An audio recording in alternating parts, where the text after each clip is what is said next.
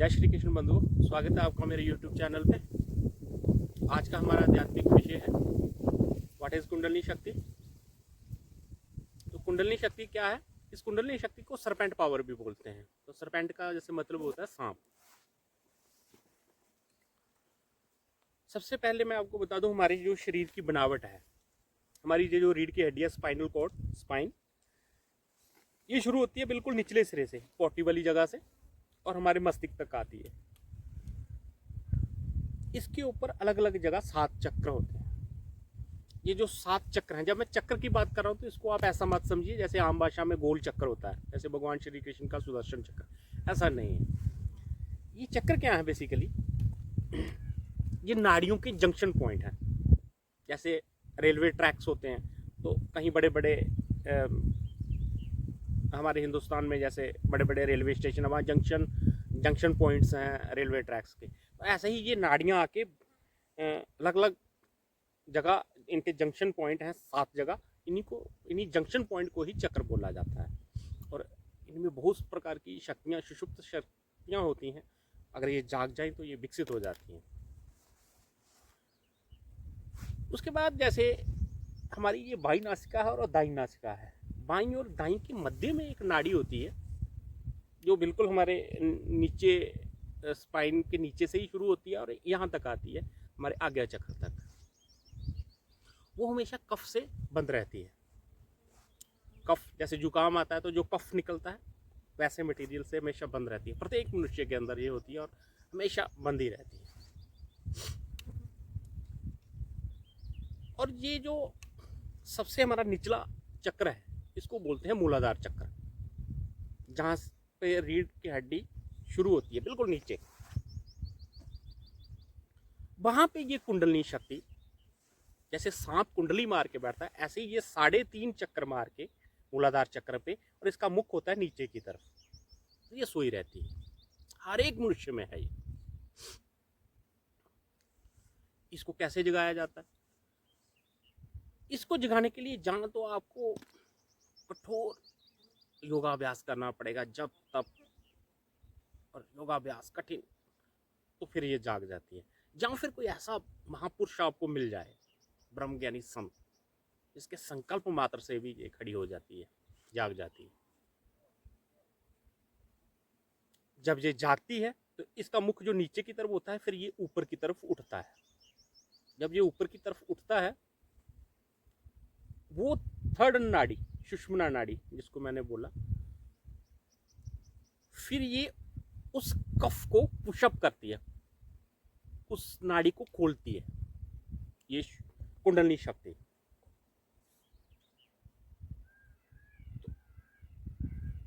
जब ये कुंडलिनी शक्ति हमारे मूलाधार चक्र को खोलती है, तो एक बहुत ही आनंद की अवस्था बनती है।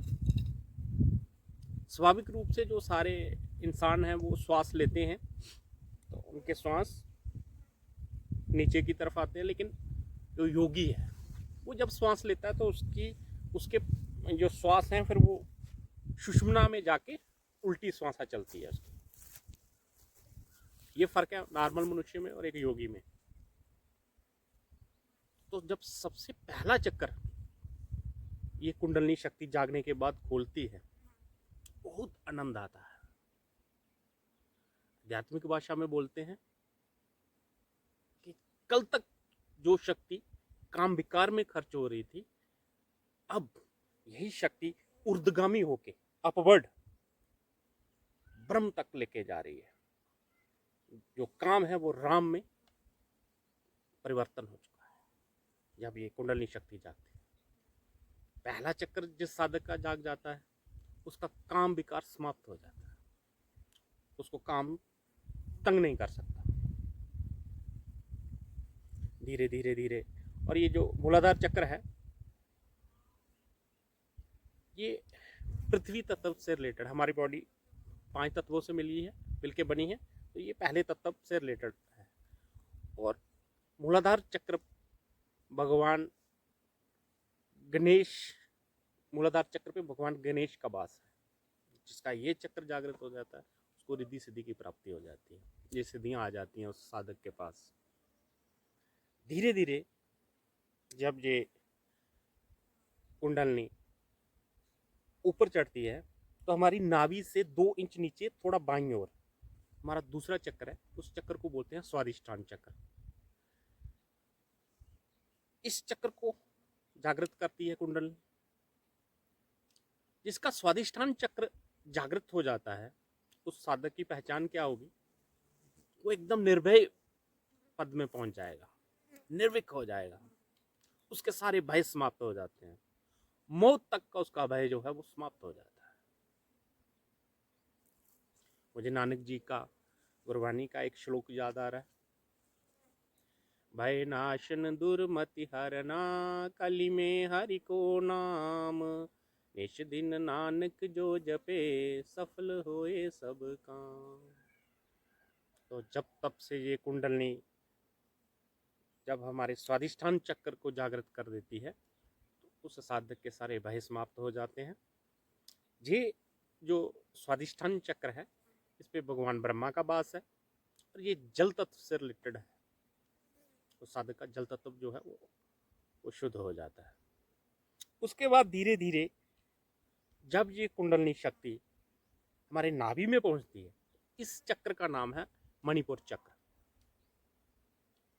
इस मणिपुर चक्र, ये जो मणिपुर चक्र जब जागृत होता है तो उस साधक की क्या पहचान होगी?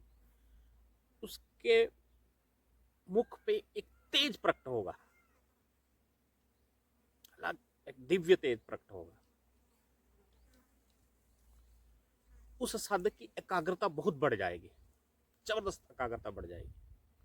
जैसे हमारे मन का जो स्वभाव है ये यहाँ तो भविष्य में चला जाता है, जहाँ भूतकाल की किसी बात को याद करता है, करके पश्चाताप करता है।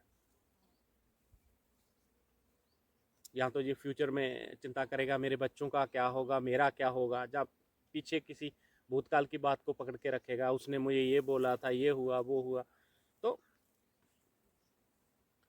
ये मन का स्वभाव है। लेकिन ये कुंडलनी शक्ति से जिसका ये मणिपुर चक्र जागृत हो जाता है तो वो एकदम वर्तमान में टिक जाता है। लिव इन प्रेजेंट मोमेंट, हमेशा वर्तमान में टिका रहता है। अगर किसी को ऐसी एकाग्रता प्राप्त हो जाए तो वो कितना प्रोडक्टिव हो जाएगा। अगर किसी ऑफिस में काम करता है तो बाकी लोग जो काम 1-1.5 घंटे में करते होंगे ये तो 20-25 मिनट में निपटा देगा, क्योंकि इसकी एकाग्रता जो जबरदस्त होगी, एकदम फोकस्ड होगा अपने काम पे, ना आगे सोचेगा ना पीछे सोचेगा। अगर किसी स्टूडेंट का मणिपुर चक्र जागृत हो जाता है तो उसको पढ़ाई में कितना फायदा हो सकता है, जबरदस्त फायदा हो सकता है। इस चक्कर पे भगवान विष्णु का वास है और ये अग्नि तत्व से रिलेटेड है। उसके बाद धीरे धीरे जब ये कुंडलनी शक्ति हमारे हार्ट तक पहुंचती है और इस चक्र को जागृत करती है, इस चक्कर को, ये चक्र जब जागृत होता है तो उस आदमी को पार ब्रह्म के जो लोक है उनकी झलकें आने लगती हैं। ये चौथा चक्र है हमारा, 3 चक्र नीचे 3 ऊपर है, सेंट्रल वाला चक्र है, तो उसको पार ब्रह्म के लोकों की खबरें आने लगती हैं, उसको अनहद नाद सुनाई देने लगेगा।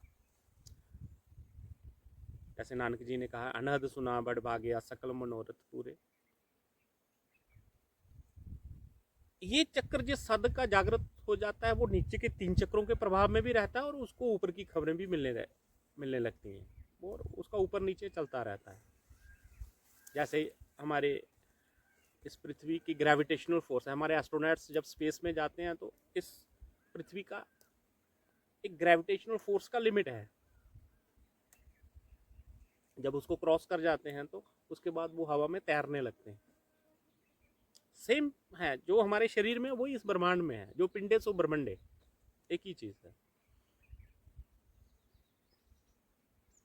इस चक्कर पे भगवान शिव का वास है, तो ये वायु तत्व से रिलेटेड है। ये चक्कर जिस साधक का जाग जाता है उसके पास अनेकों सिद्धियां आ जाती, जबरदस्त सिद्धियों की प्राप्ति होती है। उसके बाद धीरे धीरे जब ये कुंडलिनी शक्ति हमारे कंठ तक पहुंचती है, तो जिसका ये जो कंठ है, कंठ वाला चक्र है, इसको बोलते हैं विशुद्धि चक्र। जिसका विशुद्धि चक्र जागृत हो गया है, उस साधक की क्या पहचान होगी? उसका वाणी का जो उच्चारण होगा एकदम स्पष्ट होगा, और किसी भी धार्मिक लिटरेचर को वो पढ़ेगा तो उसकी व्याख्या करने की जो उसकी एबिलिटी एकदम से विकसित हो जाएगी अंतर्मन में ही। पूरे शास्त्रों का उसको ज्ञान जो है उसके हृदय में प्रकट हो जाएगा, जिसका ये चक्र जागृत हो जाए। जितने भी सिंगर लोग हैं वो इसी चक्र की साधना करते हैं, जो रियाज करते हैं, 7 सुरों का ज्ञान सब इसमें है। इस चक्र को जागृत किया हुआ साधक अगर किसी पे क्रोध करता है तो एकदम सामने वाला हिल जाए, ऐसा होता है।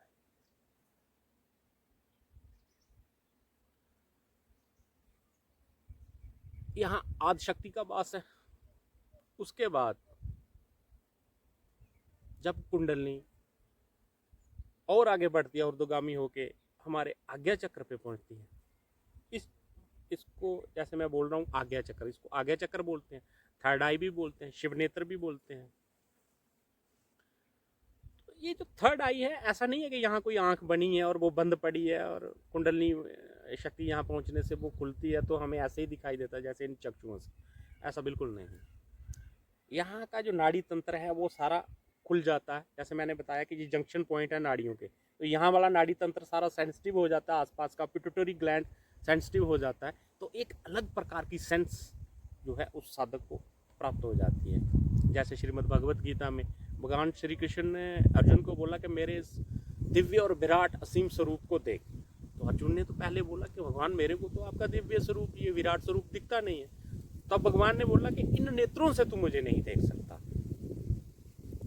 तुझे मैं दिव्य दृष्टि प्रदान करता हूँ, उस दिव्य दृष्टि से मुझे देख। तो ये खुलने के बाद वो दिव्य दृष्टि की प्राप्ति हो जाती है, एक अलग प्रकार की सेंस। आप किसी भी व्यक्ति को देखेंगे, चाहे वो मुख से कुछ भी बोले, आप देखने मात्र से पता चलेगा सामने वाले के मन में क्या चल रहा है। ऐसी अनेकों प्रकार की सिद्धियाँ, और साधक मुक्ति का अनुभव करने लगता है यहाँ पहुँचने के बाद। यहाँ पे जो हमारी तीनों नाड़ियाँ, ईड़ा, पिंगला और ये सुषुम्ना नाड़ी, इसको त्रिवेणी संगम भी बोलते हैं। जो साधक यहाँ तक पहुंच जाता है, उसके सारे संचित कर्म, पिछले जन्मों के सारे संचित कर्म स्वाहा हो जाते हैं। उसके बाद एकदम निर्वार हो जाता है, वो कर्म बंधन से वो साधक छूट जाता है।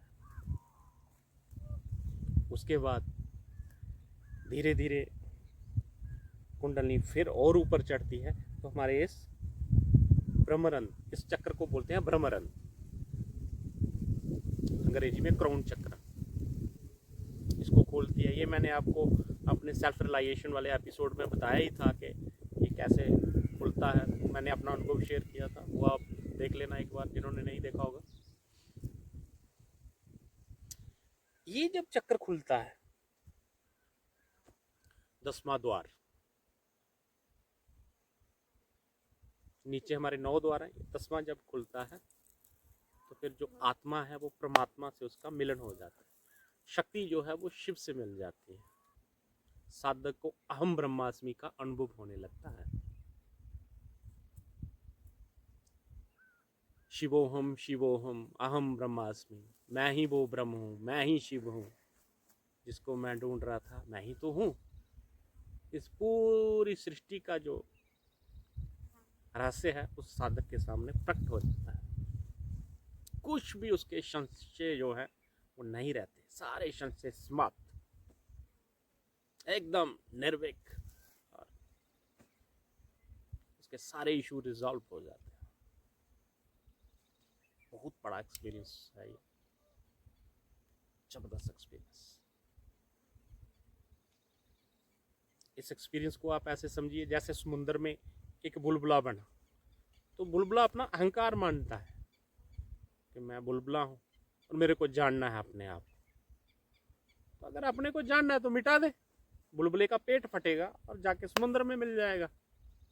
बुलबुले को पूछो आप तुम क्या, बोलो आप मैं समुद्र हूँ। मुझे इकबाल का एक शेर याद आ रहा है। मुझे लगता है कि इकबाल जो है वो खुदा से मिले हुए बिल्कुल थे, तभी तो उनकी शायरी इतना गहरा प्रभाव छोड़ती है। इकबाल ने कहा था, मिटा दे अपनी हस्ती को अगर मतवा चाहे कि दाना खाक में मिलके गुरे गुलजार होता है। अगर उस ब्रह्म विराट स्वरूप को देखना है, उस परमात्मा को देखना है, तो हमें अपने अहंकार को मिटाना होगा, अपनी आसक्ति को मिटाना होगा। तो अहंकार मिटाने का मतलब ये नहीं है कि कोई खुदकुशी करे तो वो ब्रह्म के साथ मिल जाएगा, ऐसा नहीं है। जीते जी अपने अहंकार को मिटा दे, अपनी आसक्ति को मिटा दे, उस ब्रह्म को, उसको ज्ञान हो जाएगा। ये था मेरा कुंडलिनी शक्ति का एपिसोड। नेक्स्ट मेरा एपिसोड आ रहा है, बहुत ही ज़बरदस्त है। मैं रिक्वेस्ट करता हूँ कि सब यूथ उसको ज़रूर देखें। बहुत ही इंपॉर्टेंट टॉपिक है, सबकॉन्शियस माइंड पे। अगला मेरा एपिसोड जल्द आ रहा है सबकॉन्शियस माइंड पे। तब तक के लिए जय श्री कृष्ण।